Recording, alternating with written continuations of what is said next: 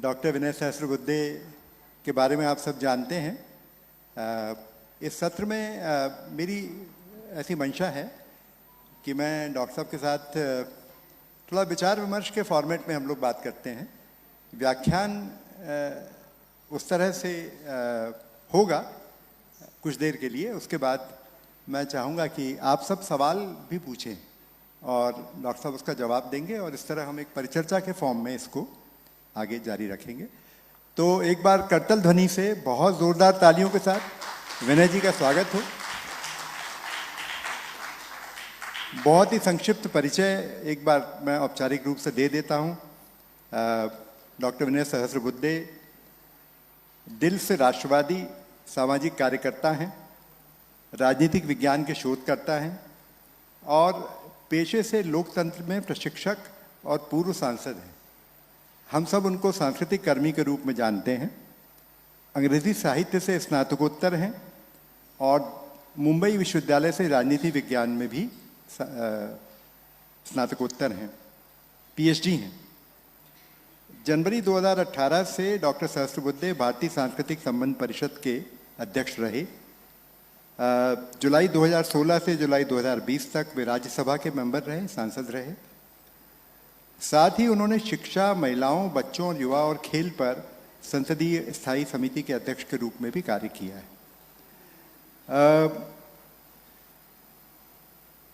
Doctor Sahasrabuddhe एक NGO स्वयंसेवी संस्थान भी चलाते हैं जो कि रामभाऊ महालगी प्रबोधनी के महानिदेशक और उपाध्यक्ष हैं। प्रशिक्षण और अभिविन्यास के माध्यम से नेतृत्व कौशल का सम्मान करने के लिए ये एक अनूठी संस्था है। वो मुंबई विश्वविद्यालय के प्रबंध परिषद में भी रहे हैं और एशियाटिक सोसाइटी के भी उपाध्यक्ष रहे हैं मुंबई में। मराठी और अंग्रेजी में लगभग आधा दर्जन किताबें उन्होंने लिखी हैं, लेखन संपादन किया है। उनके बारे में बहुत कुछ कहा जा सकता है, मैं कागज़ को अलग रखता हूँ और हम लोग बातचीत के फॉर्मेट में आते हैं। निश्चित ही यहाँ जितना भी सर ऑडियंस है, लोग हैं, वो ये जानना चाहेंगे कि जो भारतीय सांस्कृतिक संबंध परिषद भारत में काम करती है, विभिन्न देशों में काम करती है, वो भारतीय संस्कृति के विस्तार में और भाषाओं के विस्तार में और समन्वय के लिए, आप जब बोल रहे थे आपने समन्वय की बात की, तो कैसे वो ये काम करती है और उसका स्ट्रक्चर क्या है, कैसे ये सब लोग उसके साथ जोड़ भी सकते हैं। तो हम यहाँ से शुरुआत करते हैं। धन्यवाद, स्वागत। बहुत बहुत धन्यवाद चौबे जी। और अच्छा है कि भाषा से संस्कृति इस यात्रा के एक बिंदु से हम चर्चा का प्रारंभ कर रहे हैं, क्योंकि जैसे कि हम सब जानते हैं भाषा संस्कृति की संवाहक है और किसी भी देश के इतिहास को, देश की संस्कृति को, परंपराओं को समझना है तो पहले तो भाषा को समझना जरूरी है। मैं कई बार उदाहरण देता हूं कि शेक्सपियर का जो हैमलेट नाम का नाटक है, उसमें जो संवाद है उनसे एक मुहावरा बन गया, लेडी प्रोटेस्ट टू मच। वो जो रानी है जो राजघराने के एक राजकुमार की हत्या की साजिश में लिप्त है, वो हत्या करने के बाद वो स्वयं ही इतना शोरगुल वहाँ पर निर्माण करती है और उसके पीछे कारण होता है कि हत्या में मैं सहभागी हूँ, ये किसको न लगे। और इसलिए अपने पाप को एक दृष्टि से छिपाने के लिए वो जोर जोर चिल्लाकर हत्या के प्रति अपना आक्रोश व्यक्त करती है, जिससे मुहावरा बना लेडी प्रोटेस्ट टू मच। अभी कोई भी समाचार पत्र, किसी भी देश का अंग्रेजी समाचार पत्र, अगर उस देश की किसी घटनाओं का जिक्र करते समय उस देश के किसी नेता का व्यवहार ये लेडी प्रोटेस्ट टू मच जैसा है, ऐसा अगर लिखता है, तो जिनको हैमलेट पता नहीं, जिनको शेक्सपियर की जानकारी नहीं, उनको ये लेडी कौन है इसके बारे में असमंजस निर्माण होगा और वो शायद उनके अपने देश में उनकी राजनीति में जितनी लेडीज है उनमें से किसी के प्रति ये लिखा है या क्या लिखा है, ऐसे कंफ्यूजन में आ जाएंगे। तो कहने का मतलब यह है कि अंग्रेजी भाषा जब हम सीखते हैं तो अंग्रेजी संस्कृति का भी परिचय होता है और उस देश का जहां पर वो बोली जाती है उसके इतिहास से भी हम एक दृष्टि से परिचित हो जाते हैं। तो इसलिए भाषा और भाषा का प्रशिक्षण मैं मानता हूं कि संस्कृति के आकलन को निर्माण करने के संदर्भ में बहुत महत्वपूर्ण है। भारतीय सांस्कृतिक संबंध परिषद जो Indira Gandhi national open university है, उनके पाठ्यक्रम का उपयोग करते हुए विदेश में हमारे जो 36 सांस्कृतिक केंद्र है, एक केंद्र यहाँ पर भी है, वहाँ पर जो इसमें रुचि रखते हैं ऐसे छात्रों के लिए हिंदी के प्रशिक्षण वर्ग चलाती है। उनके लिए बाकायदा परीक्षाओं की रचना भी होती है। साथ ही साथ जो विदेश में हिंदी पढ़ाते हैं उनके साथ भी हमारा निरंतर संपर्क रहता है, उनको हम इकट्ठा भी करते हैं। जो हिंदी पढ़ते हैं उनको तो हमने अधिक प्रोत्साहन देना चाहिए, तो हमने उनकी एक हिंदी विश्व यात्रा का आयोजन करने का सिलसिला भी शुरू किया है कि हिंदी अपने अपने देश में रहकर पढ़ने वाले जो छात्र हैं उनको एक बार हम भारत में बुलाते हैं, हिंदी की जो जन्मभूमि और कर्मभूमि है उसका दर्शन उनको कराते हैं। उसके भी काफ़ी लाभ हुए हैं। और एक रोचक बात बताकर मैं आपके इस प्रथम प्रश्न का जवाब समाप्त करूंगा। रादर दो बातें। एक तो हमारा भाषा प्रशिक्षण का काम केवल हिंदी तक सीमित नहीं है। हम जिस किसी भारतीय भाषा के बारे में रुचि रखने वाला समुदाय अगर है, जैसे मलेशिया में अगर तमिल सीखने में लोगों को रुचि है तो हम तमिल सिखाते हैं। इज़राइल में तेल अवीव में हमारा केंद्र है जहाँ पर हम मराठी सिखाते हैं।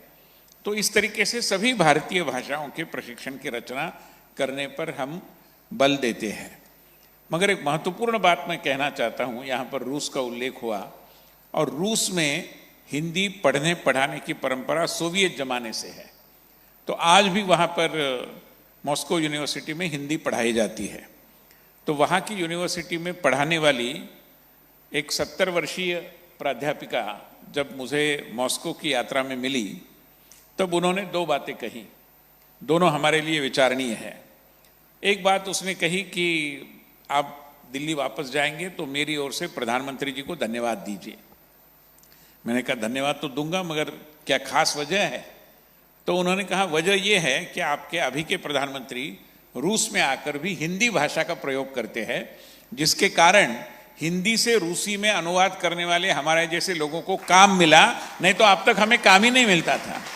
आप तक के पहले प्रधानमंत्री अंग्रेजी में बात करते थे तो अंग्रेजी रूसी वालों की चलती थी, अब हिंदी रूसी वालों की चल रही है, इसलिए मैं उनको धन्यवाद देना चाहती हूँ। मगर दूसरी बात उन्होंने जो कही, उन्होंने कही कि मुझे अफसोस है कि जो हिंदी मैं पढ़ाती हूँ वह आपके देश में बोली नहीं जा रही। तो मैं चकित रह गया। मैंने कहा ऐसा क्यों कह रही है? तो उन्होंने कहा कि मैं यहाँ पर मेरे छात्रों को बताती है कि महंगाई अलग है और मुद्रास्फीति अलग है, इन्फ्लेशन और डियरनेस, प्राइस राइज, ये दो अलग अलग बातें हैं। मगर आपके देश में जो टीवी पर बात करने वाले एंकर्स हैं आपके, वो महंगाई और मुद्रास्फीति के फर्क को जानते ही नहीं है, इसलिए वो हर किसी को महंगाई महंगाई बोल देते हैं। तो मैं मानती हूँ कि हम जो शास्त्रीय हिंदी है उसका पठन पाठन करते हैं, जो दुर्भाग्यवश आपके देश में नहीं हो रहा। हम सबके लिए मैं मानता हूँ कि एक सीख है। ये आपने बहुत अच्छी बहस शुरू की। मुझे लगता है कि जो भाषाई वैविध्य का सवाल है, मैं बस ये बताऊं कि मैं स्पेन में पिछले दिनों गया था। तो स्पेन में हमारी एक प्रवासी भारतीय पूजा अनिल नाम से हैं, वो मैड्रिड में हिंदी पढ़ाती हैं। हम लोग उनके घर गए तो उन्होंने बताया कि वो जो हिंदी पढ़ाती हैं वो ज़्यादातर लोग बोलचाल की भाषा पढ़ाती हैं और कॉरपोरेट क्लाइंट्स हैं जो उनको बोलते हैं कि भाई हमारे लोग भारत जा रहे हैं तो उनको आप हिंदी सिखा दीजिए।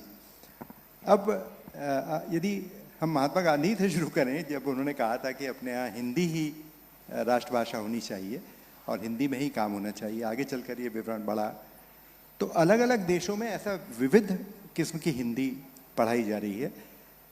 इस चुनौती से निपटने के लिए, वैसे तो अंग्रेज़ी भी बहुत अलग अलग तरह की होती है, ये आपको आप जानते ही, तो ये जो भाषाई वैविध्य है। और दूसरा आपने एक बहुत अच्छी बात कही, जो भाषाई जनतंत्र की बात आपने कही, तो सिर्फ एक या दो या तीन भाषाएं ही क्यों डोमिनेट करें, भाषाई वैविध्य क्यों नहीं प्रस्फुटित हो। और इसके लिए आप क्या कहना चाहेंगे, आपके क्या सुझाव होंगे कि हम अन्य देशों के साथ इंटरेक्शन में और वैविध्य को बढ़ाने के लिए, भारत में भी भारत के बाहर भी? मैं मानता हूं कि इसमें एक और थोड़ा खुलापन भी होना चाहिए और एक और कुछ विषयों के बारे में हमारा समझौता नहीं करने का इरादा भी होना चाहिए।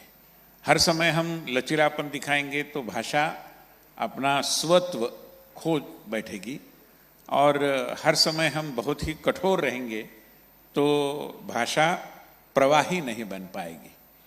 तो मुझे लगता है कि जिस पद्धति से आपने आज प्रवासी साहित्य के बारे में कुछ काम यहाँ पर बताया है, मैं मानता हूँ कि हमारे प्रवासी भारतीयों की इसमें काफ़ी भूमिका हो सकती है, क्योंकि प्रवासी साहित्य एक दृष्टि से प्रवाही साहित्य है, क्योंकि वो कई लोगों को साथ में लेकर आगे बढ़ता है। जैसे आपने सुना है, बहुत अच्छी बात है कि हैदराबाद की हिंदी अलग है, वो एक अलग पद्धति से करने को, जाने को ऐसा बोलते हैं। अब ये व्याकरण की दृष्टि से शायद गलत होगा, मगर संप्रेषण, कम्युनिकेशन की दृष्टि से उसमें कोई गलत नहीं है। तमिलनाडु की हिंदी शायद अलग होगी, कोई दिक्कत नहीं। मुंबई की हिंदी अलग है तो कोई दिक्कत नहीं। मगर हिंदी अपने मूल आशय को न गंवाते हुए, उसको बरकरार रखते हुए अगर अन्य भाषाओं के साथ समन्वय रखती है, तो मैं मानता हूं कि उसमें हिंदी की भी भलाई है। और हम सबके लिए मैं मानता हूं कि हिंदी को जो हम संपर्क भाषा कहते हैं, उस दृष्टि से अभी इसमें दिक्कत कहाँ आती है कि जो संस्कृति हमारी है, जो हमने हमारे रहने बोलने चालने के रीति रिवाज है, और उसके पीछे जो संकल्पनाएं हैं, उनका अनुवाद करना कई बार कठिन होता है। शब्दों का अनुवाद हम कर सकते हैं, संकल्पनाओं को कैसे ट्रांसलेट करें।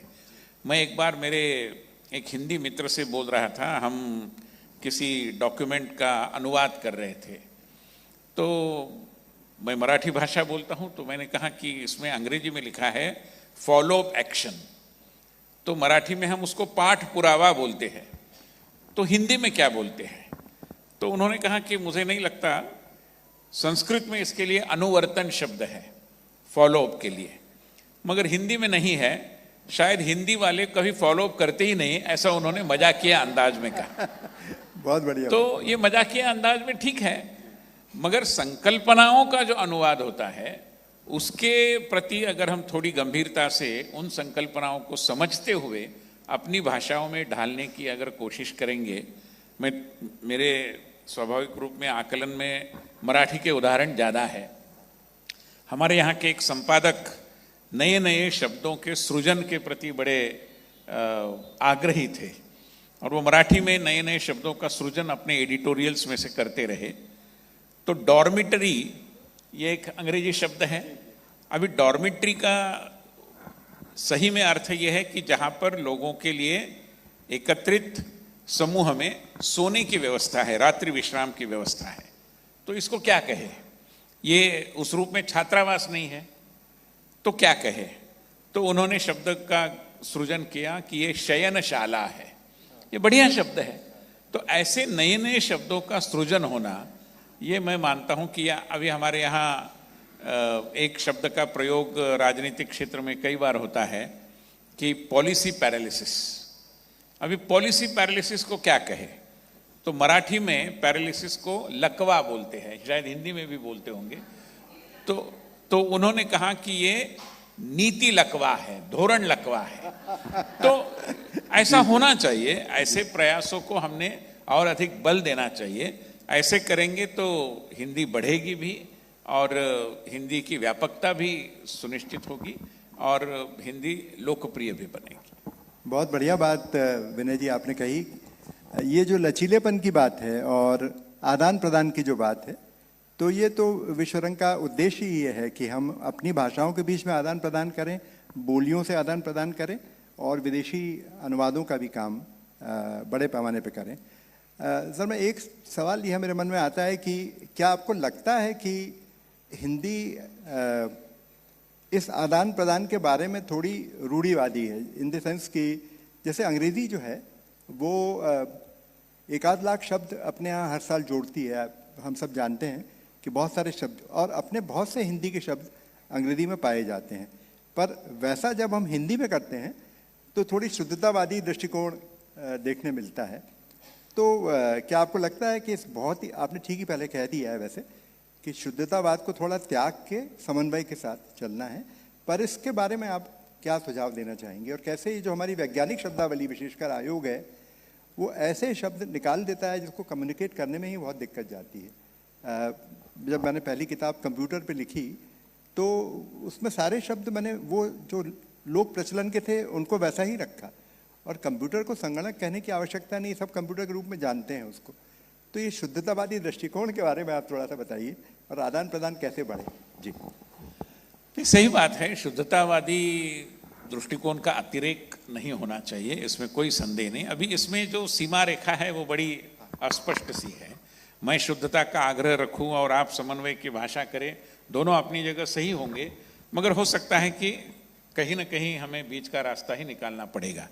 इसमें मुझे ऐसा लगता है कि जैसे विज्ञान में होता है कि एक उपयोजित विज्ञान है, अप्लाइड साइंस है, और दूसरा क्लासिकल यानी शास्त्रीय विज्ञान है, तो भाषाओं में भी एक अप्लाइड लैंग्वेज है जी। शायद व्याकरण के जो नियम है जी, वो अपनी जगह सही है, उसमें कोई संदेह नहीं, क्योंकि व्याकरण भाषा की रचना का एक दृष्टि से एक रेखांकन करता है, मगर भाषा को प्रवाही रखने में कई बार व्याकरण से भी जो उपयोजन है, एप्लीकेशन है, उसका महत्व ज़्यादा है।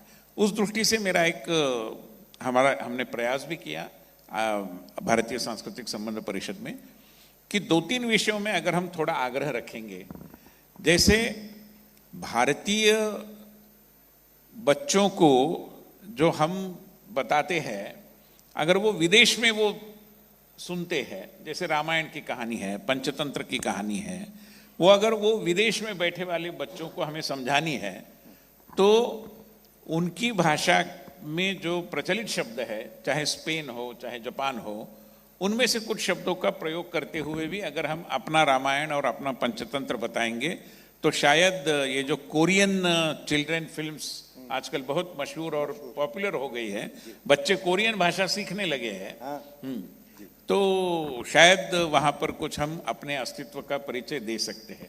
दूसरा ये है कि जो हिंदी फिल्में हैं उन्होंने हिंदी के प्रचार में महती भूमिका निभाई है, और हिंदी फिल्मों की हिंदी की आलोचना हो सकती है, बावजूद इसके मैं कहता हूं कि उनकी जो भूमिका है उसका हमने स्वागत करना चाहिए। और कई बार हमने देखा है, मैं एक बार कजाकिस्तान में गया था तो वहां पर आज भी हिंदी फिल्में बड़ी मशहूर हैं और लोग अभी भी राज कपूर और बाकी हमारे जो भारतीय कलाकार हैं उनके प्रभाव से बाहर नहीं आए हैं जी। मगर उनकी एक कंप्लेंट है, उनकी एक शिकायत है, वो ये है कि आज भी आप हमें रूसी लैंग्वेज में सबटाइटल किए हुए फिल्में दिखाते हैं, हमें कजाक भाषा में दिखाई जी। आज हमारे देश में वो व्यवस्था नहीं है। ये ऑंग सान सू ची, हाँ, जी, जी, म्यांमार की नेता, जब वो हिरासत में नहीं थी तब भारत के हमारे कुछ अधिकारी उनको मिले थे। वो वर्ष लोकमान्य तिलक के पुण्यतिथि का 100वां वर्ष था, तो कुछ करने की बात थी। हम ICCR के माध्यम से भी मांडले में जहाँ पर लोकमान्य जी को रखा गया था वहाँ कुछ कार्यक्रम करने की बात कर रहे थे, तो विषय निकला। तो ऑंग सान सू ची ने कहा कि मैं गीता रहस्य पढ़ना चाहती हूँ, मेरी इच्छा है, मगर मुझे आप वो बर्मीज भाषा में उपलब्ध कराइए। अभी हमारे यहाँ ये प्रचलन ही नहीं है जी। तो हमें भी ये भाषाई सेतुओं को और मजबूत करना पड़ेगा। हमारी जो पड़ोसी देशों की भाषाएं हैं, चाहे भाषा इंडोनेशिया, भाषा मलेशिया, श्रीलंका के राजदूत एक बार मुझे मिले जी। उन्होंने कहा कि, और मैं आपको प्रसन्नता होगी मैं ये बताऊंगा, तब बता रहा हूं कि तमिलनाडु में हो सकता है कहीं कुछ विरोध का स्वर आता है हिंदी को लेकर, मगर श्रीलंका में हिंदी का बहुत स्वागत है। जी जी जी बिल्कुल। और उसमें दक्षिण भारत हिंदी प्रचारिणी सभा का योगदान बहुत बड़ा है। और मैं श्रीलंका गया तो मैंने देखा कि बहुत सारे लोग हिंदी पढ़ते हैं, मगर वहां के राजदूत की शिकायत थी कि श्रीलंका में हम 2-3 विश्वविद्यालयों में हिंदी विभाग बनाए हुए हैं, आपके देश में हमारी जो श्रीलंका की सिंहली भाषा है उसको एक भी विश्वविद्यालय पढ़ाता नहीं है। म्यांमार की भाषा है बर्मीज, उसको पढ़ाने वाला एकमात्र डिपार्टमेंट है मणिपुर सेंट्रल यूनिवर्सिटी में, जहां मात्र 12 छात्र जाते हैं। उज्बेकिस्तान की भाषा है, कजाक की भाषा है, हमारी तिब्बत की भाषा है, भूटान की भोटी भाषा है। इनको कौन पढ़ेगा? हम केवल स्पेनिश, जापानीज, फ्रेंच इन्हीं भाषाओं के इर्द गिर्द घूमते रहेंगे तो हमारे पड़ोसी देशों के साथ जो भाषाई मित्रता के सेतु बनने चाहिए उसकी उपेक्षा होगी। इसलिए हिंदी को भी मैं मानता हूं कि इन भाषा भगिनियों से एक सरोकार जीवंतता से आगे बहुत बढ़ाने बढ़िया, की बहुत आवश्यकता है। बढ़िया, वाह। ये एकदम नया विचार विश्वरंग के लिए आता है कि जो हमारा बृहत्तर भारत है उसकी भाषाओं को भी देखिए और उसके साथ आप ज़्यादा एकता स्थापित कर सकते हैं यदि वैसा करेंगे तो। आपने जो पहले सबटाइटलिंग की बात की थी, मैं एक छोटा सा अनुभव बताता हूँ कि IIM अहमदाबाद में एक ब्रज कोठारी करके रिसर्चर थे, बाद में प्रोफेसर बने। तो उन्होंने ये जो हिंदी में चित्रहार गीत वगैरह आते हैं, सबसे पहले सबटाइटलिंग उनकी शुरू की थी हिंदी के प्रचार प्रसार के लिए, और उसका एक ऑब्जेक्टिव रिसर्च भी किया था कि वो लोगों के सीखने में, पेडागॉजी में कितनी मदद करती है कि जब ध्वनि भी सुनने मिलती है और साथ में सबटाइटल भी मिलता है। तो ये काम असल में विश्वरंग अनुवाद का काम करना चाहता है, पर टेक्नोलॉजी का यूज़ करके सबटाइटलिंग शुरू करें। तो जैसे आपने कहा कजाक भाषा में, इन भाषाओं तो परिचय नहीं है हमारा, और इनसे परिचय करेंगे तो कजाक में, बर्मीज़ में, इंडो चाइना की सारी भाषाओं में। और किसी ने कहा था, एक कंप्यूटर साइंटिस्ट ने, कि एशिया जो है वो भाषाओं की प्रयोगशाला है, उसमें इतनी भाषाएं हैं कि उसमें प्रयोगशाला हो सकती है। तो ये बहुत ही अच्छा विचार आपने दिया है। कुछ भाषाओं का हम लोग काम शुरू करेंगे और राइटर्स से भी अनुवाद करने की कोशिश करेंगे। इसके पहले कि हम लोग श्रोताओं के पास कुछ सवालों के लिए आएँ, 1 मिनट रुक जाइए। एक अंतिम बात, जो माध्यमों का आपने कहा, फिल्म के माध्यम का उपयोग कर रहे हैं, शायद संगीत का भी उपयोग किया जा सकता है। एक परियोजना है जिसमें कि एक आपने बहुत अच्छी बात शुरू में की थी कि जो अपने आख्यान हैं पुराने सारे, वो तो उनकी जब तक आप उसकी वैचारिक संस्कृति नहीं जानेंगे तो उसका ज्ञान ही नहीं हो सकता है। तो कैसे उनका रीइंटरप्रिटेशन और कैसे जो संगीत और अन्य माध्यमों से इंटरक्रिया है उसका उपयोग किया जा सकता है। फिर हम लोग श्रोताओं के पास चलेंगे। ने फिल्मों and other audio technological instruments, video technology, computers, इनका उपयोग कैसे और कर सकते हैं?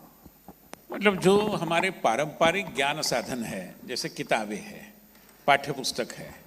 हमने भारतीय सांस्कृतिक संबंध परिषद में शायद पहली बार 75 साल की हमारी संस्था की आयु है, तो विभिन्न विदेशी पाठ्य पुस्तकों का हमने एक सर्वेक्षण किया कि मॉरिशस में भारत कैसे पढ़ाया जाता है, अफगानिस्तान में भारत कैसे पढ़ाया जाता है, चीन में भारत कैसे पढ़ाया जाता है, और तरह तरह की बातें सामने आई।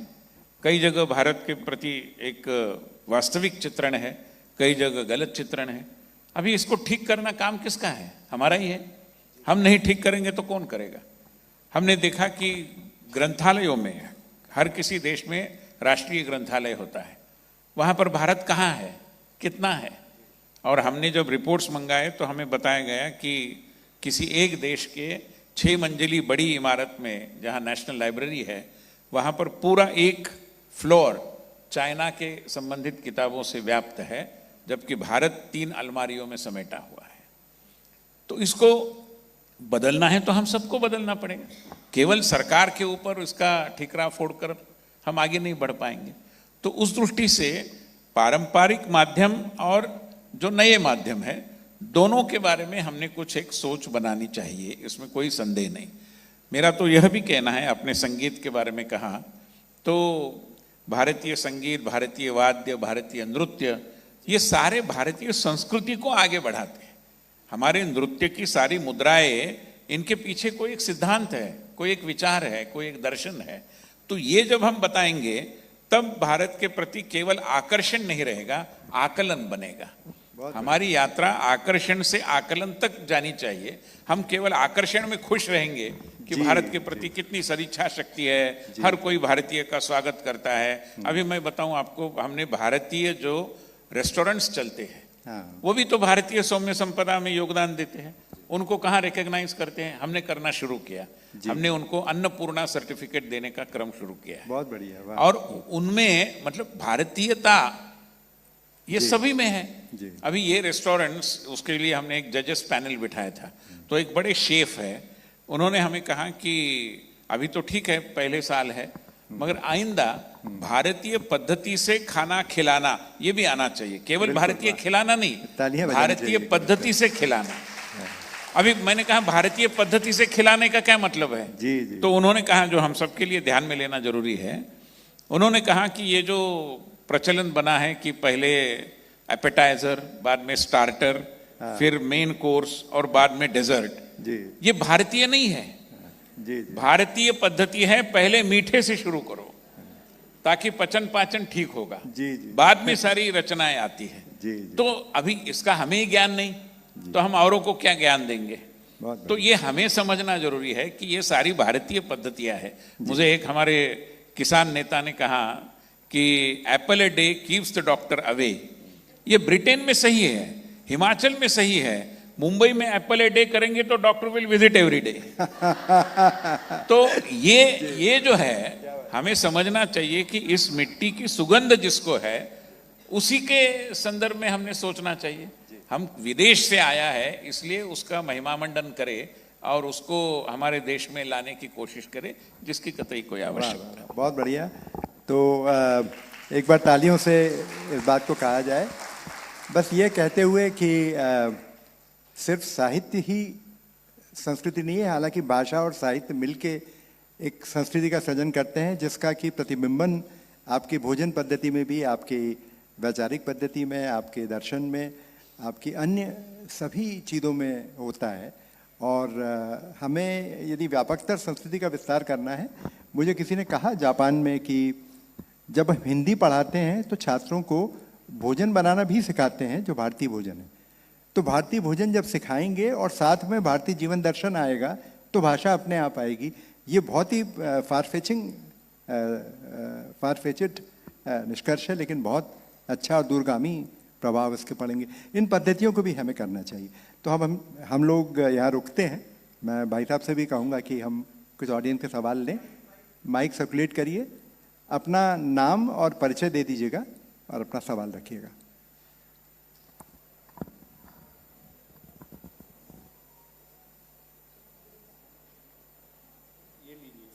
ये है, यहाँ से ले लीजिए।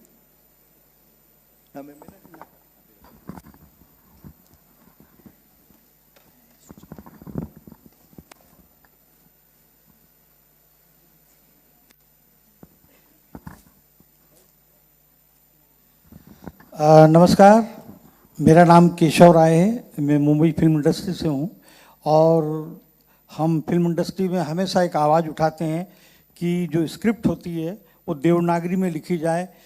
आज की जो युवा पीढ़ी है वो रोमन में लिखती है, लेकिन कुछ कलाकार हैं जैसे अमिताभ बच्चन, आशुतोष राणा, मनोज वाजपेयी, ये देवनागरी में ही मांगते हैं। दो तीन बातें हैं, आप दोनों विद्वान हैं, कोई एक एक बात का कुछ भी कह सकते हैं। विश्व के हर समृद्ध देश में कई भाषाएं होती हैं, लेकिन उनकी एक प्रमुख भाषा होती है। इसीलिए गांधी जी ने कहा था कि मैं हिंदी को राष्ट्रभाषा मानता हूं, कहता हूं, क्योंकि देश के अधिक से अधिक लोग इसे बोलते हैं, समझते हैं। तो किसी भी भाषा को राष्ट्रभाषा बनाने के लिए इतनी विशेषता काफ़ी है। हमारे भारत में या जो संविधान में 22 भाषाएं मान्यता प्राप्त हैं, लेकिन उससे काम नहीं चल रहा है और 12-15 भाषाएं और लगी हैं कि इन्हें भी मतलब संविधान की मान्यता प्राप्त भाषाएं हों, तो गृह मंत्री जी ने, अमित शाह जी ने कहा था अगर इतनी और ज़्यादा होगी तो नोट में और भी ये जो आते हैं ना 16, 15, तो ये कहाँ से जगह ही नहीं बचेगी। कहने का मतलब ये था जब हिंदी सबको लेकर चलती है, जैसे कि भारतीय भाषाओं को लेकर चलती है, विदेशी भाषाओं को लेकर चलती है, अरबी, फारसी, तुर्की, पुर्तगाली, अंग्रेजी, सभी भाषाओं को अपनाया उसने जी। अब अंतिम बात यह है कि संयुक्त राष्ट्र संघ की जो आधिकारिक 6 भाषाएं हैं, चीनी, रूसी, अंग्रेजी, स्पेनिश, फ्रेंच और अरबी, 7वीं हिंदी बनने की उस पर है। तो सुषमा स्वराज जी ने संयुक्त राष्ट्र संघ में जो भाषण दिया था, ये कहा था कि इसके लिए 500 करोड़, 1000 करोड़ जो भी लगता है हम देने को तैयार हैं, लेकिन उनके अपने मापदंड, नियम अलग होते हैं, 2/3 बहुमत वगैरह वगैरह। तो आप इसके बारे में बताएं कि कब ये संयुक्त राष्ट्र संघ की भाषा बनेगी। विश्व में भाषा जानते, हिंदी बढ़ बहुत रही है, तरक्की कर रही है आगे, अपने भारत में राष्ट्रभाषा कब बनेगी? दोनों जी प्रणाम आप दोनों लोगों को। मैं राम तिवारी बहरीन से आया हूँ। मैं टेलीकॉम कंपनी में कंट्री हेड हूँ, बहरीन, सऊदी, दुबई। लेकिन और मैं ये बात भी करूँगा क्योंकि मेरी रुचि है हिंदी में, और मैं बहरीन में जब 2010 में गया था तो हिंदी वहाँ के किसी टेलीकॉम कंपनी के IVR में भी नहीं होती थी। तो मैं इस संदर्भ में बात करना चाहूँगा कि टेक्नोलॉजी AI आज ट्रांसलेट आजकल बहुत हो रहा है।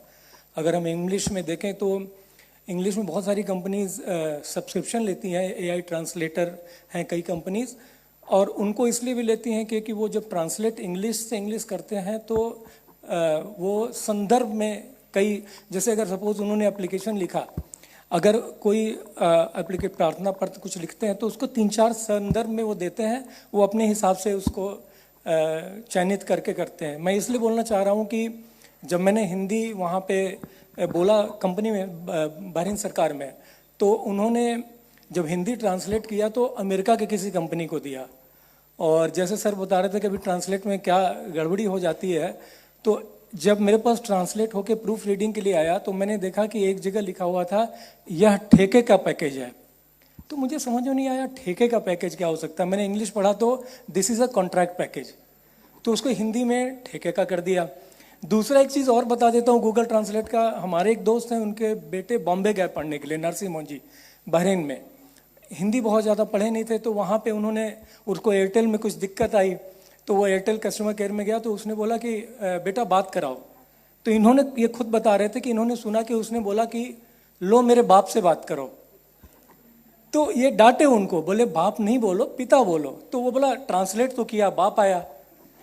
तो मैं ये बताना चाह रहा था सर कि गूगल ट्रांसलेट में पढ़ा कि शायद उसमें अशोक चक्रधर जी भी शामिल हैं गूगल ट्रांसलेट वगैरह में। तो मैं ये बताना चाह रहा था कि क्या भारत सरकार हिंदी ट्रांसलेशन के लिए खासकर AI बेस्ड, जैसे जिंजर ट्रांसलेट भी अगर देखें तो बहुत फेमस है आजकल इंग्लिश में, ऐसा कुछ मानक रूप से लाए जो अच्छा हो। क्योंकि 1-2 शब्द अगर आप देखें, मीडिया जगत भी आजकल बहुत ज़्यादा इस्तेमाल करता है, एक शब्द है हाँ, करा करा करके, तो ये मानक हो जाए तो शायद अच्छा रहेगा। मेरा ये पहले आपके सवाल का जो मुझे आकलन हुआ उसका जवाब देता हूं, बाद में आपका। नई तकनीक जब आ रही है और नई प्रणालियां विकसित हो रही है, जैसे आर्टिफिशियल इंटेलिजेंस, AR VR उल्लेख आया, तो इनकी आवश्यकताएं भी नई है। उनके साथ हमें मित्रता बनानी पड़ेगी और उनमें प्रविष्ट होना पड़ेगा, उन पर छा जाना पड़ेगा। अभी देखिए, हम गूगल सर्च इंजन का उपयोग करते हैं, उसमें अगर हमारे बारे में जानकारी, जैसे मान लीजिए विश्व रंग के बारे में जानकारी सबसे पहले आनी है और सटीक आनी है, तो हमें देनी पड़ेगी ना, अन्यथा वो कहीं से थोड़ी ना निर्माण करने वाले हैं। आर्टिफिशियल इंटेलिजेंस वाले, चैट GPT वाले भी अगर विश्व रंग के बारे में उनको पूछा जाता है, कुछ कहना है, तो कहेंगे कहाँ से? सागर में से ही तो गागर निकलेगी ना। तो सागर में ही अगर हम अनुपस्थित है तो कहाँ से आएंगे हम? तो हमें उपस्थित रहना पड़ेगा, हमें बताना पड़ेगा, हमें नए नए शब्दों के सृजन के आधार पर वहाँ पर अपना अस्तित्व दिखाना पड़ेगा, तब जाकर के वो उसमें से थोड़ा सा ले लेंगे और जो मांग रहा है उसको दे देंगे। ये करना मैं मानता हूँ कि बहुत आवश्यक है। और आपने जो मतलब इसके कारण जो कई बार बड़ी विनोद निर्माण करने की स्थिति आती है, मैं एक एयरलाइन से गया था, तो वो एयरलाइन में हिंदी प्रचलन भी था, एयरलाइन का नाम लेना उचित नहीं है। तो 3 कोर्स डिनर, उसमें लिखा था 3 पाठ्यक्रमों का भोजन। अभी कोर्स का मतलब पाठ्यक्रम, ये आर्टिफिशियल इंटेलिजेंस ने बताया उनको, अभी क्या करें इसको। तो ये है, तो जब तक कोर्स का एक अर्थ पाठ्यक्रम है, दूसरा अर्थ एक अलग पद्धति का है, ये जब तक हम उनको बताएंगे नहीं, वो तो आर्टिफिशियल ही है इंटेलिजेंस, वो नेचुरल थोड़ा ही है। तो उस दृष्टि से इसके लिए हमें थोड़ी कोशिश करनी पड़ेगी, इन सारी विधाओं में हमें व्याप्त होना पड़ेगा, छा जाना पड़ेगा। जहाँ तक आपने कहा कि हिंदी कब संपर्क भाषा बनेगी या राष्ट्रभाषा बनेगी, मैं मानता हूँ कि अहम आवश्यकता, और ये केवल हिंदी के लिए नहीं है, ये मराठी, गुजराती, सभी भारतीय भाषाओं के संदर्भ में है। जब तक हम उन भाषाओं का प्रयोग करने वालों को उतनी अहमियत नहीं देंगे जितनी कि हम अंग्रेजी बोलने वालों को देते हैं, हिंदी की प्रतिष्ठा और हिंदी बोलने वालों की प्रतिष्ठा बढ़ेगी नहीं। देखिए, जब हम छा जाते हैं तब छा जाते हैं। रूस में आपको सुनकर प्रसन्नता होगी कि आज लगभग 1 दर्जन से अधिक भारतीय टेलर्स, भारतीय क्या कहेंगे उसको, सिलाई करने वाले, हाँ, दर्जी, वो बड़े मशहूर है। They are making a brisk business. क्यों? क्योंकि बंद गला वहां पर बड़ा पॉपुलर हो गया है। तो हमारा परिधान वहां पर गया तो उसके माध्यम से बाकी चीजें भी जाएंगी, मगर हमने उसको वरीयता देनी चाहिए ना। हम अगर विदेश से आया हुआ है उसी को मानेंगे और अपनी भाषा की उपेक्षा करेंगे तो विश्व समुदाय उस भाषा का सम्मान क्यों करेगा? घर में ही हम उसको सम्मान नहीं दे रहे। तो इस स्थिति को नकारने के लिए कई बार दिल्ली में मैं कई युवाओं के साथ मिलता हूं, बातचीत करता हूं, तो कोई भी मुझे अपने पिताजी के बारे में फादर, मदर, इसके अलावा शब्द का प्रयोग करता नहीं। ये कहाँ की हिंदी है? मेरे फादर फलाना करते हैं और मेरी मदर डिकना करती है। ये क्या पद्धत है? हम माता पिता बोलने में इतना संकोच करते हैं कि वो कोई बहुत दकियानुसी या पुराणपंथी होगा, मगर है। हम लोग, माधुरी जी, चर्चा बहुत अच्छी चल रही है, नहीं तो हम बस 1-2 सवाल और ले लें। जया जी, अच्छा, हाँ, ये रूस से तोलिबो आई हैं और अच्छा, हाँ, मानियाबर जी, आपने बड़ी अच्छी बात की।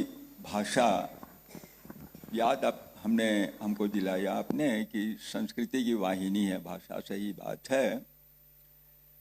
और समन्वयवादी और शुद्धतावादी के बीच में जो संबंध आपने स्थापित किया, हम यहाँ मॉरिशस में घर की भाषा हमारी भोजपुरी रही है। यहाँ पर कुछ भोजपुरी भाषी होंगे जो भारत से आए होंगे। हमने इतने शब्दों को ग्रहण किया यहाँ पर भोजपुरी में कि यदि भारत में हम खड़े होकर उस भोजपुरी को बोलें तो भोजपुरी का अस्तित्व ही समाप्त हो जाता है, लोग नहीं समझ पाएंगे। उदाहरण मैं देना चाहता हूँ, यदि कोई भारत के भोजपुरी भाषी होंगे तो हैं आप, अच्छा, तो अर्थ आप बताइएगा। मोतयुआ के बोरे बोरे, मोतयुआ के बोरे बोरे पापा पीमा प्लांता था, बताइए। मोतयुआ के बोरे बोरे पापा पीमा प्लांता था, ये मॉरिशन भोजपुरी हो गई। क्या आप समझे? फिर से मैं दोहराता हूं, मोतयुआ के बोरे बोरे पापा पीमा प्लांता था।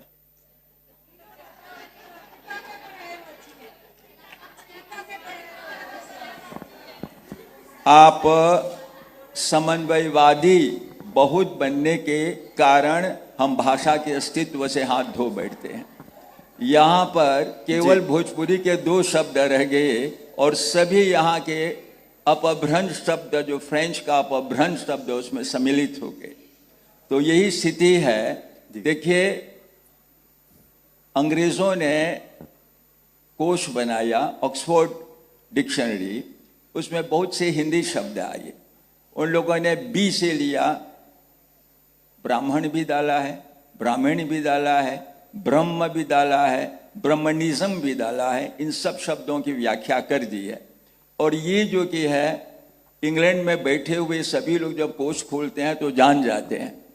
परंतु हमारी हिंदी भाषा में यदि हम समन्वयवादी बहुत ज़्यादा बन जाएं और शुद्धतावादी को छोड़ दें तो भय इस बात का है कि हिंदी का अस्तित्व मॉरिशन भोजपुरी की तरह ही समाप्त न हो जाएगी।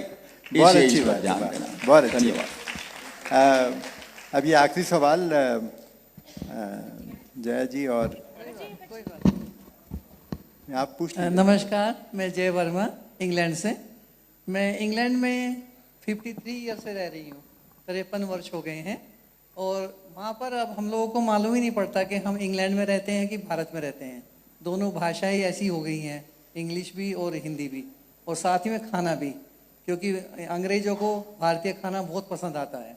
तो अभी क्या होता है कि जब मैं फेसबुक पे कुछ हिंदी में लिखती हूँ, जैसे आज का ये प्रोग्राम चल रहा है यहाँ का, इसको मैं हिंदी में लिखूँगी तो अंग्रेज जो हैं राइटर्स, जो मेरे फेसबुक फ्रेंड्स हैं, वो पढ़ते हैं उसको और गूगल से पढ़ते हैं उसको और उसको पूरा ट्रांसलेट कर लेते हैं अपने हिसाब से। तो कई बार वो ऐसे शब्द लिख कर मुझे भेजते हैं कि जय तुमने ये लिखा था, तो उस पर मतलब ये समन्वय और शुद्धता की ये बात आ जाती है कि समन्वय भी जरूरी है और शुद्धता भी जरूरी है। बहुत ये बढ़िया। आपने बड़ा इस अच्छा नोट point पर बताया इस है। नोट पर हम रुकते हैं। जी, समन्वय भी धन्यवाद। जरूरी है, शुद्धता भी जरूरी है। तो धन्यवाद। सर ने भी ये कहा और शुद्धता का एक पैमाना होगा जहां तक हम पहुंचेंगे, पर हमारा दिमाग ये बात कहेगा कि यहाँ समन्वय जरूरी है ना। हमारा दिल कहेगा एक बात और हमारा दिमाग कहेगा एक बात। तो दिल हमें समन्वय की तरफ ले जाएगा, दिमाग हमें शुद्धता की तरफ ले जाएगा। एक प्रश्न और अंतिम प्रश्न ये, हाँ, आप। नमस्कार, मैं डॉक्टर शिप्रा शिल्पी जर्मनी से आई हूँ सर, और हिंदी शिक्षण करती हूँ वहाँ पर। साथ ही साथ अनेक संस्थाओं से जुड़ी हूँ। हिंदी हमारी संस्कृति से जुड़े पर्व त्योहारों के माध्यम से हिंदी का प्रतिनिधित्व करती हूँ और हिंदी को प्रचारित प्रसारित करने का प्रयास करती हूँ। एक बहुत छोटा सा प्रश्न है, वहाँ पर जब हम जाते हैं तो हम जर्मन सीखने के लिए एक निर्धारित हमारा पाठ्यक्रम होता है जो कि प्रवास बनाया जाता है। मेरा सिर्फ एक आप निवेदन समझ सकते हैं, क्या भारत सरकार की ओर से या कुछ एक ऐसा पाठ्यक्रम जो कि वहाँ पे जर्मन बच्चों के लिए, अंतर्राष्ट्रीय बच्चों के लिए एक ऐसा हिंदी का पाठ्यक्रम बनाया जाए जो कि वो सहजता से जिसे पढ़ सके, क्या ऐसा संभव है? अच्छी बात है। और सेंट्रल हिंदी इंस्टीट्यूट के श्रीमान सुनील कुलकर्णी जी यहाँ पर हैं, आगरा से आए हुए। मैं उनको कहूँगा कि आपका काम है, आपने जरूर इसको बनाना चाहिए, क्योंकि ये केंद्रीय हिंदी संस्थान है। तो हिंदी के अधिराज्य के आप स्वामी हैं, मगर इन्होंने स्वामित्व तो लेना चाहिए, तब आप अपना राज चलाओगे तो चलेगा, नहीं तो नहीं चलेगा। तो आप राज चलाइए। वाकई में अंग्रेजी के लिए एग्जामिनेशन लेने वाली कुछ बॉडीज है, तयशुदा है, जो टोफेल और अन्य एग्जामिनेशंस लेती है। हमारे यहाँ ऐसा कुछ नहीं है, हर कोई अपने सुरों में गा रहा है। तो इग्नू भी है, आईसीसीआर भी है, और कोई है, वो वर्धा का इंस्टीट्यूशन भी है, आप भी हैं। तो आप बताइए ना कि ये पाठ्यक्रम हमारा ही रहेगा और इसको जो मान्यता देगा, जैसे भारत में इतने सारे विदेशी छात्र हम भी पाठ्यवृत्ति देकर यहाँ बुलाते हैं, वो भी चाहते हैं कि हमें कोई एक ऐसा बताइए कोर्स की जो भी हम कर पाए। हम अपनी ओर से कोशिश कर रहे हैं, मगर आप कहिए कि इसको प्रमाणित कोर्स इस पद्धति का होगा, तब जाकर के मैं मानता हूं कि वो हो पाएगा। और जो आपने बात कही समन्वय और बाकी की, और जय जी ने भी कही, मेरा ये कहना है कि आखिरकार भाषा का ज्ञान यानी क्या है, यानी शब्दों का ज्ञान है। और हमारे नई पीढ़ी का, जिसको हम जेन जी बोल रहे हैं, न उनका अंग्रेजी शब्द संग्रह संपन्न है, न हिंदी संग्रह संपन्न है। वो हर कोई युवा आज मुझे मिलता है तो वो बोलता है कि सर वो क्या कहते हैं, क्या कहते हैं, क्या कहते हैं, उसको पता ही नहीं कि उसको क्या कहते हैं। ये कितनी दुर्भाग्य। अंग्रेजी तो अंग्रेजी बोल भाई, कोई प्रॉब्लम नहीं। तो हमने अपने घरों में भी जो बाकी किताबें कोई पढ़े न पढ़े, डिक्शनरी पढ़ने का अभ्यास शुरू करना चाहिए। शब्दकोश पढ़िए, और वो गूगल देखने से भी शायद ज्यादा लाभकारी होगा। तो मेरा मानना है कि इस क्रम को अगर हम स्वीकार करेंगे तो अच्छा हो। नहीं, अब जी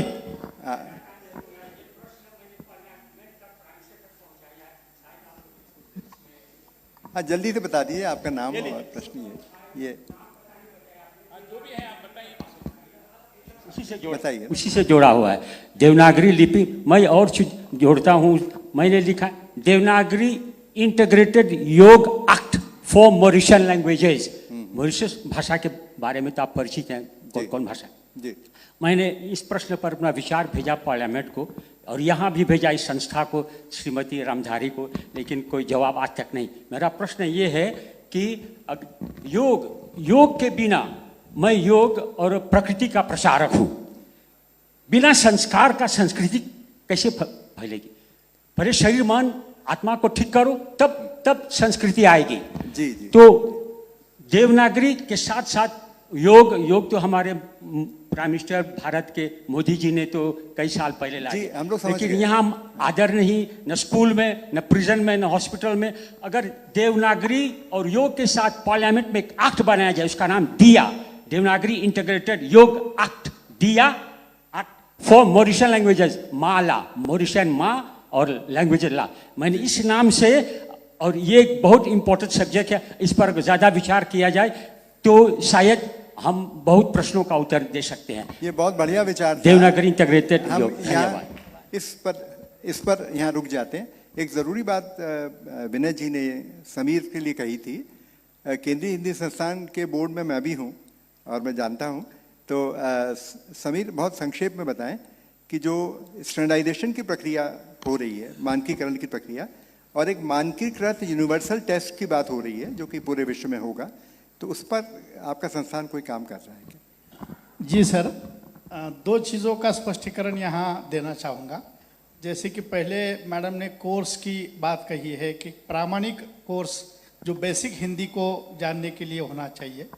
केंद्रीय हिंदी संस्थान ने अभी वर्तमान में हिंदी भाषा कौशल प्रमाण पत्र ये पाठ्यक्रम निर्धारित किया है, और अभी वेस्ट इंडीज़ के छात्रों के लिए हम समर वैकेशन में ये कोर्स ऑनलाइन हमने लॉन्च किया है। 1 सितंबर से उसकी क्लासेस शुरू होने वाली है, और ये प्रयोग हम जहाँ से भी जिस देश से मांग आने वाली है उनको हम ऑनलाइन पद्धति से भी ये कोर्स करने वाले हैं।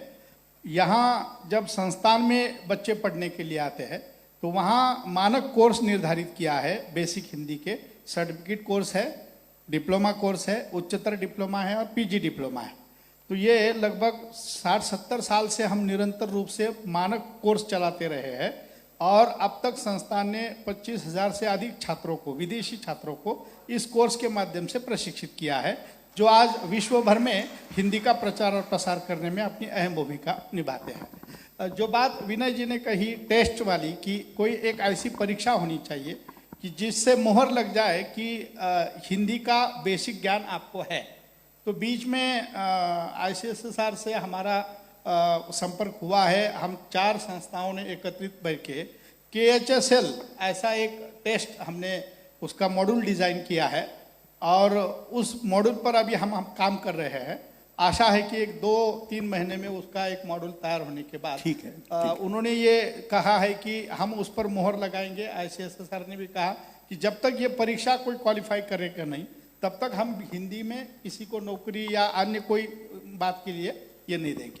धन्यवाद। बढ़िया समीर जी, यहाँ पर मैं चर्चा 1 मिनट रोक रहा हूँ।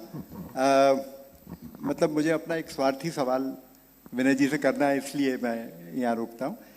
पहले तो मैं इसको बात बढ़ाते हुए कहूँ कि पिछले लंदन में जो भारतीय यूरोपीय सम्मेलन भाषा को लेके हुआ था, उसकी एक बहुत ही इम्पॉर्टेंट फाइंडिंग है, वो समीर जी के लिए भी इम्पॉर्टेंट है। फाइंडिंग ये है, और वो नेशनल स्किल क्वालिफिकेशन फ्रेमवर्क से निकलती है। वो इस प्रकार है कि हम साहित्य की बात करें, माध्यमों की बात करें, भाषा मतलब कि साहित्य की बात करें, लेकिन साहित्य में और भाषा में हमें फ़र्क करना पड़ेगा थोड़ा, और भाषा एक कौशल की तरह देखना पहले शुरू करना पड़ेगा। अगर वो कौशल है तो जैसे कारपेंट्री का कौशल होता है, जैसे प्लम्बिंग का कौशल होता है, उसके सबके स्किल लेवल डिफाइंड हैं। तो हमें ये डिप्लोमा डिग्री के फ्रेमवर्क से बाहर निकल के कौशलों का लेवल डिफाइन करना है। ये काम विश्वरंग ने किया है। देखिए, मैं खूब कविता आपको सुना सकता हूँ, आपको मज़ा आएगा, मैं कम्युनिकेट भी कर लूँगा, लेकिन मुझे अंततः आपको अगर भाषा सिखानी है तो कौशल की दृष्टि से देखना पड़ेगा। तो हमने 8 लेवल पर ये कौशल परिभाषित कर दिए। लेवल 1 से लेकर लेवल 8 तक, लेवल 1 to 5 जो है वो हायर सेकेंडरी तक बच्चे को ले जाएंगे, और उसके आगे का लेवल जो है वो पीजी लेवल तक ले जाता है।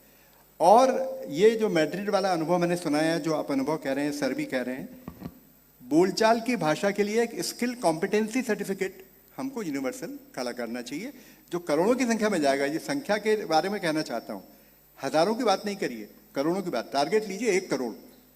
जब हम 1 करोड़ लोगों को हिंदी की तरफ जाने की बात करते हैं तो, और इस कॉम्पिटेंसी लेवल का यूनिवर्सल टेस्ट होगा, जो भी टेस्ट दे वो ऑटोमेटिकली सर्टिफिकेट डाउनलोड करेगा, उसको मान्य करिए। तो जिस तरह शासन इस बीच में आ रहा है और आप सबने तय किया है, मेरा ख्याल है कि अब एक सहमति जैसी बन रही है, जो एनजीओस के बीच में भी है, स्वयंसेवी लोगों के बीच में भी, संस्थानों के, एक स्किल कॉम्पिटेंसी सर्टिफिकेट लॉन्च करें। हमारे नॉर्थ ईस्ट में भी, भारत के नॉर्थ ईस्ट में भी, साउथ में भी, सब जगह इसकी बहुत ज़रूरत है। और ये बात कहना गलत है कि हिंदी की मांग नहीं, बहुत मांग है। उसको बदलिए और इसके तरीकों को बदलिए, बस इतनी बात है। हम तो यहाँ तक भी जाने को तैयार हैं कि भाई आप मैड्रिड में अलग तरह से पढ़ा लीजिए, आप जहाँ पढ़ाना है पढ़ा लीजिए, अंत में ये स्किल कॉम्पिटेंसी सर्टिफिकेट पास कर लेना, तो ये सर्टिफिकेट हम आपको देते हैं। इससे 1-8 करोड़ लोगों तक हम पहुँच पाएंगे। शुभांकर बहुत बेचैन हो रहे हैं, मैं चाहता हूं कि उनका सवाल ले लूं, और अंत में मुझे एक रिक्वेस्ट सर से करनी है जो मैं करूंगा। जी नमस्कार आपको। मैं प्रश्न नहीं पूछ रहा हूं, अभी एक बात उठी थी कि मानकीकरण का प्रश्न था जो शायद अनुत्तरित रह गया, और मुझे लगता है कि यहाँ लोगों को पता होना चाहिए कि भारत सरकार मानकीकरण के लिए क्या करती है। केंद्रीय हिंदी निदेशालय, जिसके कि आप निदेशक महोदय भी हैं अभी इस समय में, वो मानकीकरण के लिए सालों से, स्वतंत्रता के बाद से हम मानकीकरण के लिए प्रयास करते रहे हैं। लगभग 15 से 16 वर्ष मैंने केंद्रीय हिंदी निदेशालय में अनुसंधान अधिकारी के रूप में कार्य किया, इस योजना से जुड़ा रहा। तो मैं इस पे कह सकता हूं कि मानकीकरण के प्रश्न में जब टंकन की बात थी, जब टाइपिंग की बात थी, तो उसके बाद कैसे उसमें प्रयत्न लाघव किया जाए और कैसे उसके लिए उचित तरीके से उसकी टाइपिंग हो, टंकन हो, इसके लिए केंद्रीय हिंदी निदेशालय का बड़ा प्रयास है। देवनागरी लिपि एवं हिंदी वर्तनी के मानकीकरण की पुस्तिका है, जो इसकी वेबसाइट पे भी आपको मिल जाएगी। न केवल हमने मानकीकरण किया है, बल्कि हमने जो विनोबा भावे की संकल्पना थी कि भारतीय भाषाओं का मानकी देवनागरीकरण हो, उसके लिए भी हमने परिवर्धित देवनागरी का विकास किया है। तो इस आधार पर, ताकि जब हम दूसरे भाषाओं को, क्षेत्रीय भाषाओं को, स्वदेशी भाषाओं को जब हम देवनागरी लिपि में लिप्यंतरित करेंगे तो फोनेटिक लॉस ना हो, इसके लिए भी केंद्रीय हिंदी निदेशालय के प्रयास हों। तो जो आप सब यहाँ इंटरेस्टेड हों, एक बार जरूर केंद्रीय हिंदी निदेशालय के वेबसाइट पे जाइए, वहाँ आपको ये सारी जानकारी मिलेगी। नहीं सुनिए ना, आप इसको डिबेट में कन्वर्ट नहीं करें। आप हाँ, इनमें से प्रत्येक सत्र पे एक सेशन है आगे। मैं केवल अद्यतन जानकारी दे रहा हूँ। अंतिम बार केंद्रीय हिंदी निदेशालय ने 2016 में मानकीकरण का अपना पुस्तक लॉन्च किया था।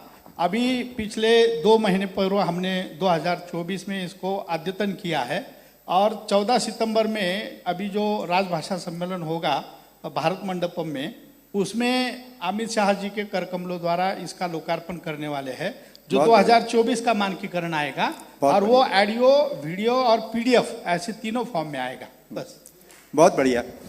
तो अब मित्रों, हम लोग अंत में आ ही गए हैं, है ना? नहीं, अब सवाल नहीं पूछिए। प्रत्येक सत्र के लिए, प्रत्येक प्रश्न के लिए एक सत्र है पूरा। मानकीकरण पर एक पूरा सत्र है, भाषा पर पूरा सत्र है, चुनौतियों पर एक पूरा सत्र है। तो हम पूरे सत्रों को यहीं ना निपटा लें। हालांकि आपकी दिलचस्पी जो है बहुत दिलचस्पी है। मुझे लगता है कि ये सम्मेलन की सफलता है कि वो शुरू में ही इतना उत्तेजना पैदा करती है। हम रूस से आई हमारी मैडम को एक अंतिम सवाल के लिए आमंत्रित करते हैं। नमस्कार जी, मैं सवाल नहीं करना चाहती हूँ, प्रश्न कोई नहीं है, मेरा गुजारिश है। एक्चुअली मैं ICCR का स्टूडेंट्स भी विद्यार्थी थी 86-87 में जवाहरलाल नेहरू यूनिवर्सिटी में, और मैं बहुत शुक्रगुजार हूँ ICCR से, भारतीय संस्कृति संबंध परिषद से, क्योंकि आप विद्यार्थियों को और छात्रों को काफ़ी ध्यान देते हैं, उनके लिए बहुत कुछ करते हैं। मगर मेरा गुजारिश ये है कि हमें जो प्रोफेसर है, जो हाँ अध्यापक है, हम विश्वविद्यालयों में पढ़ाते हैं, हमारा कुछ साथ दे दे, ताकि आपको पता है, मुझे बड़ी खुशी हुई है कि आप अभी रूस के बारे में इतना ज़्यादा बताया है। दरअसल हमारे देश में हिंदी से, भारत से भी रूस में ज़्यादा कम हो चुका है हिंदी के ऊपर। अभी भी हम इसको जारी रखते हैं और सैन्य अनुवाद पर हम काम कर रहे हैं। मैं चाहती हूँ कि कुछ सामग्री हमें देने के लिए कुछ मदद कर ले, और कोई एक्सचेंज प्रोग्राम न सिर्फ छात्रों की, विद्यार्थियों के, बल्कि अध्यापकों का भी होना चाहिए, ताकि हम एक साथ इसके ऊपर काम कर ले। बस ये मेरा गुजारिश है। एक ही जवाब दे रहा हूं मैं कि विगत साल से हमने शुरू किया है नॉलेज इंडिया कॉन्क्लेव। तो उसमें भारत से संबंधित विषय पढ़ाने वाले हेड्स ऑफ डिपार्टमेंट्स को विश्व से हम भारत बुला रहे हैं। तो अभी दिसंबर में हो गया, लास्ट दिसंबर में। अभी हेड ऑफ डिपार्टमेंट को शुरू किया है, बाद में धीरे धीरे प्रोफेसर्स को भी बुलाएंगे। जी बिल्कुल, बहुत बढ़िया, बहुत धन्यवाद। आप सब लोग को सारे सेशंस में और जगह मिलेगी, जरूर बोलिएगा। मैं ये कह रहा था, मतलब एक, आप देखिए, ये लगभग वो ध्वनि है जो विश्वरंग की ध्वनि है। हम लोग जब भारत से बात करते हैं तो केंद्रीय हिंदी संस्थान है या शुभंकर के संस्थान है, अंतर्राष्ट्रीय हिंदी विश्वविद्यालय है, ये सभी लोग टेक्नोलॉजी में भी और ज्ञान में भी बहुत सारा काम कर रहे हैं। पर हमारा यानी विश्वरंग का ये अनुभव है कि इन सबको एकीकृत करने की ज़रूरत है। इनको एकीकृत करके शायद सर की लीडरशिप में या ICCR की लीडरशिप में एक ऐसा, हमने एक अंतर्राष्ट्रीय केंद्र बना लिया है राष्ट्रीय रविन्द्रनाथ टैगोर विश्वविद्यालय में, जो इन सबको एक प्लेटफॉर्म पे लाने की कोशिश कर रहा है। यदि मैं तोलिबा की दृष्टि से देखूंगा या किसी और की दृष्टि से, तो मुझे एक जगह चाहिए जहां मैं जाऊं और ये चीज़ें मुझे वहां से मिल सकें। हमें एक ऐसे प्लेटफॉर्म को बनाने की ज़रूरत है और ये कोशिश हम कर रहे हैं। दूसरी आपने बात बहुत अच्छी कही, और ये जो हमारे स्वीडन के संस्कृत के बड़े पंडित हैं, जवाहर जी, स्वीडन वालों का क्या नाम है, उन्होंने ये कहा कि सर, मैं आप सबका बहुत सम्मान करता हूँ, लेकिन देखिए कि आपको सैकड़ों की संख्या में हिंदी केंद्र विश्व में बनाने की ज़रूरत है ना। इसमें गवर्नमेंट थोड़ी सी हाथ लगाए, जैसे ये कह रही है ना, मुझे भी लगता है कि गवर्नमेंट थोड़ा सा हाथ लगा दे, आपके जो सेंटर्स हैं थोड़ी सी मदद कर दें। तो मैंने उनको कहा कि उन्होंने चीन का एग्जाम्पल दिया कि वो बहुत एग्रेसिवली अपनी भाषा और संस्कृति को प्रमोट कर रहे हैं।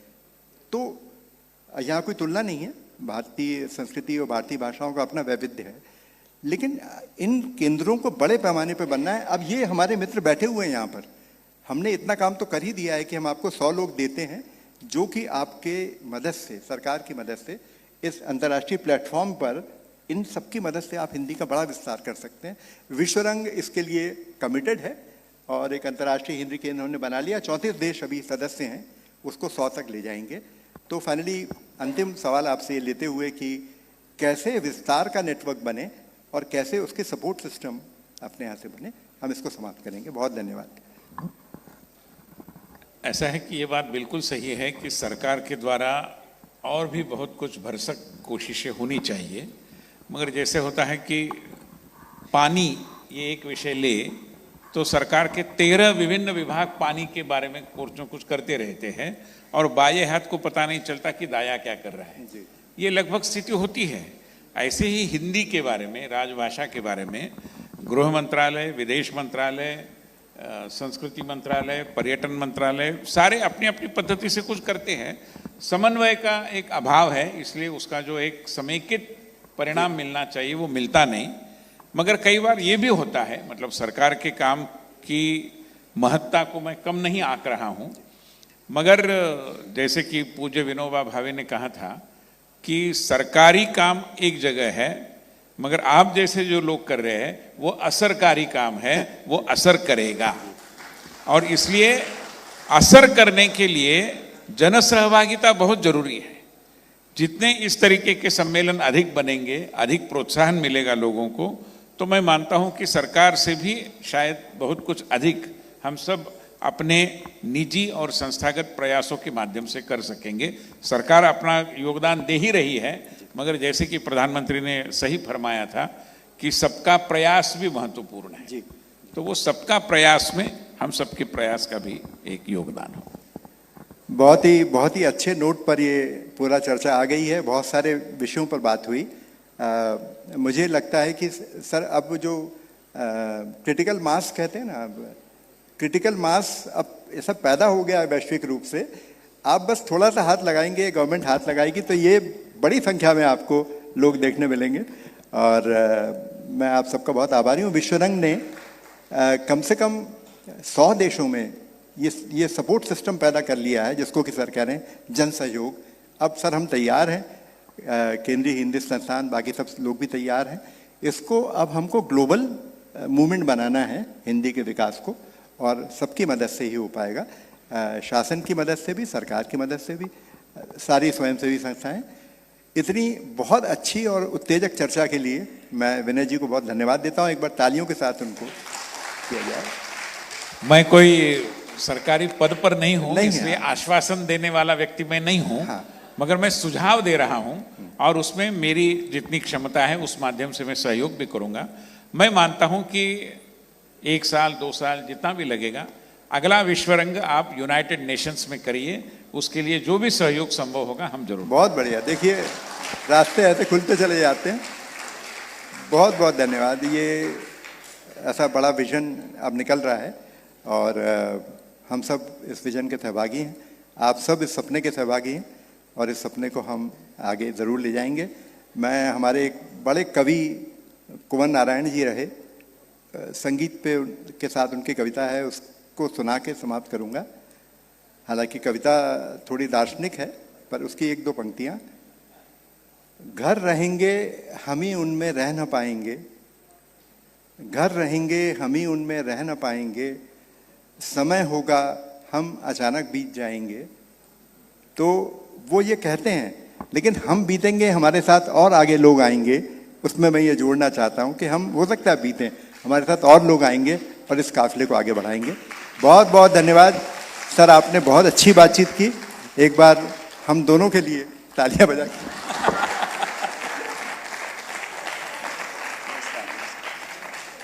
धन्यवाद।